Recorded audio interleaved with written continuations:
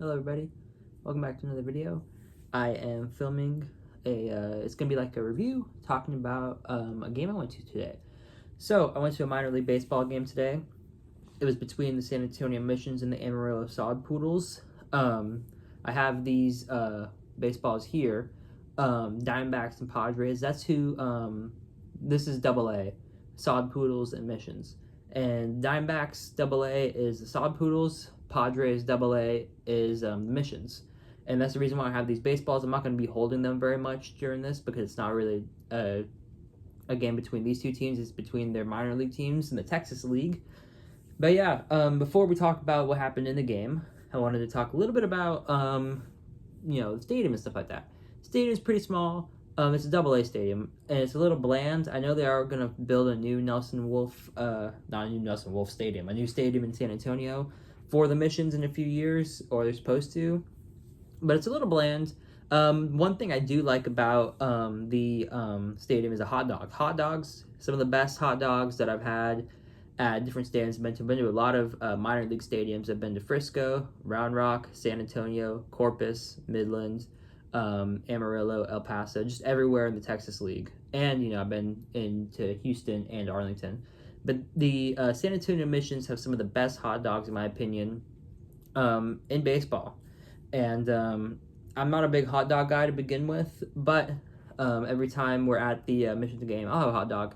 The bun's good. The hot dog itself is good, and it's warm too. I really like that. I would definitely, if you ever go to a Missions game, I would recommend the hot dogs.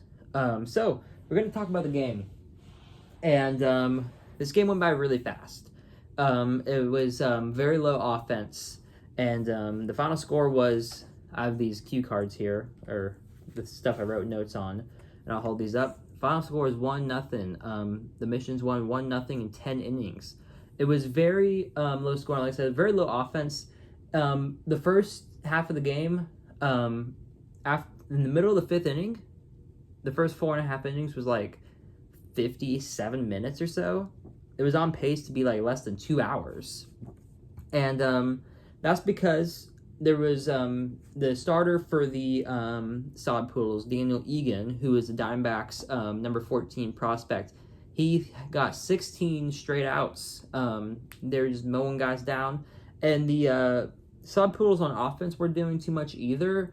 They had a threat in the second inning, but then they grounded into a double play, and the scoring threat pretty much ended. It was a pitcher's duel. Like I said, Daniel Egan, really good. Number 14 prospect in the Diamondback system, 7 2/3, only 2 hits, gave up no runs, a walk, and he struck out 8. I hope that these are, this is good enough for you to read. My handwriting can be bad sometimes, but this is mainly for me, so I know what I'm talking about. Emmanuel Pinales for the Missions was not bad either. He went 6 innings, got 5 hits. He also didn't give up any runs. He walked 2, struck out 4. It was a really good pitcher's duel, like I said. There was really no threats by the Missions in until that hit, because there was an error. He retired 16 in a row, Egan, and then the shortstop for the Sod Poodles, Jose Fernandez, made an error for the first base runner. And then later in the inning, there was a single. That was the Missions' the best scoring threat for the Missions until extra innings.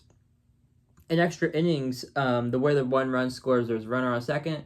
It didn't really look like they were going to make too much contact. There was a strikeout, then there were 2 walks, and the bases were loaded with 1 out. And then Moises Gomez, who batted 8th for the Missions, hit a sacrifice fly. It was pretty shallow, in my opinion. I didn't know if he was going to make it, but the throw was not very strong. And the Sod Poodles won on a walk-off, 1-0. And I had these 2 cards with the score and the pitchers. Now I'll talk about the offense. I'll start with the Sod Poodles. Not very many highlights on offense for either side. Ryan Waldschmidt, who is their number 2 prospect, he went 1 for 4 with a strikeout. James Groover was 0 for 3 with a walk and a strikeout. Gavin Contasio, I think that's how you say his name. He was 1 for 4 with a strikeout.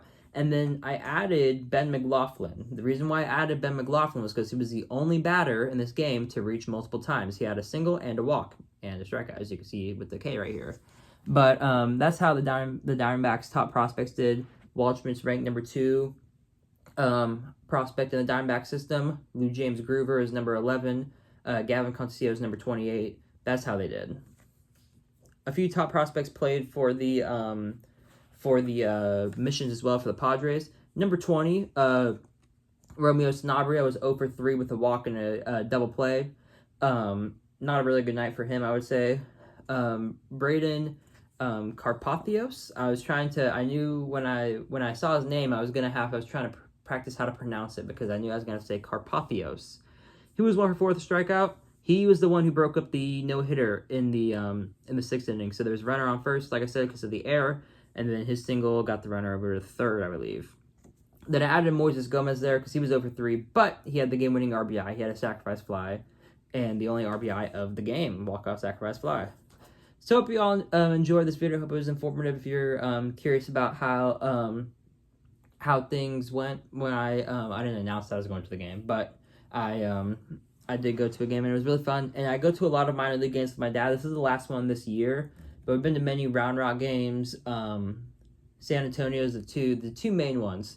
We also traveled to Sugar Land, traveled to Frisco this year. Been to the other ones I listed, El Paso, Amarillo, Midland in previous years. We're probably going to go back to Frisco next year. And I'll probably, if I keep doing these YouTube videos, I'll probably do reviews of the games also. But I wanted to, recap, whatever. I wanted to recap this game. I thought it was a pretty good game. Personally, I'm not saying that every game needs to be 1-0 like this, but pitching is fun to watch. And one of my biggest pet peeves is when people say that sports need to be high scoring to be fun. Football needs to be 45-40. Basketball needs to be 150-145. Hockey needs to be 7-6, and baseball needs to be 13-12. I don't agree with that. I think that if you're a true fan of the game, I'm not saying that all the time it's fun, but I think if you're a true fan of the game, you can find a way to appreciate a pitcher's duel and a low-scoring game where one mistake could mean a loss for one of the teams, and that's one of my big pet peeves. Oh, excuse me. I drank some water, so I had a little bit of noise in my throat. I've been to 3 games in San Antonio. All 3 of them have been low scoring, which is kind of surprising to me because I don't know. I know the Pacific Coast League, which is AAA. I know they have a lot of runs scored. I don't know if the Texas League does or not, but it was 5-3. The Hooks and the Missions played. It was like in May, but Jose Fleury for the Hooks was really good. And offense wasn't really doing a whole lot for like most of the game. I think near the end, the Missions had a rally, but the offense wasn't doing a whole lot. And then in June, I saw the Frisco Rough Riders come and play the Missions. And the final score of that game was 2-1. Pretty low scoring game. And there was a fight at the end of the game, which I might post a video of that one day. That was a really good game. I mean, there's a lot of tension. And a runner for the Rough Riders got thrown out at the plate trying to score in like the 7th inning or so, which would have tied the game. Didn't end up happening. The Missions ended up winning. And then we got this game. All 3 games have had great pitching that I've been to for the Missions. For all the games I've been to for the Missions. Yeah, I think I said that right. They've had good pitching, and I think that good pitching is just as entertaining as good offense. Of course, I think it is cool to see a game that's 13-12, but I think that those games are most fun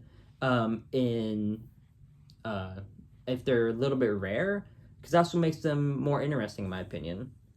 But yeah, I had a great time. The worst thing was driving back home. A lot of traffic. Texas. It's a rule in Texas now in 2025 that there has to be construction on every street that you go on, every highway street that you go on. There has to be construction, and that's the reason why what should have been a 1-hour car ride home ended up being like a 2-hour and 30-minute car ride home. But other than that, it was a fun time. I hope you all enjoyed this video. If you want me to talk about more games that happen, I could talk about Major League games. I watch a lot of Major League Baseball. Can I recap every game in Major League Baseball? No.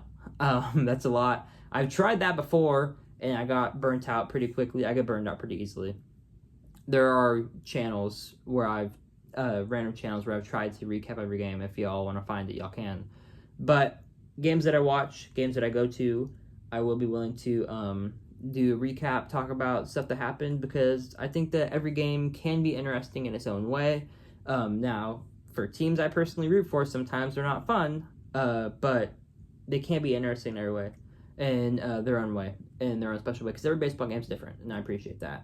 Yep, that's the final score. Missions beat the Sod Poodles 1-0. Like I said, I hope everyone enjoys this video. Tomorrow, I will hopefully have a video of my favorite athletics. I talked about how the hockey guy kind of inspired the channel. One of his series that he does is his favorite players for each team.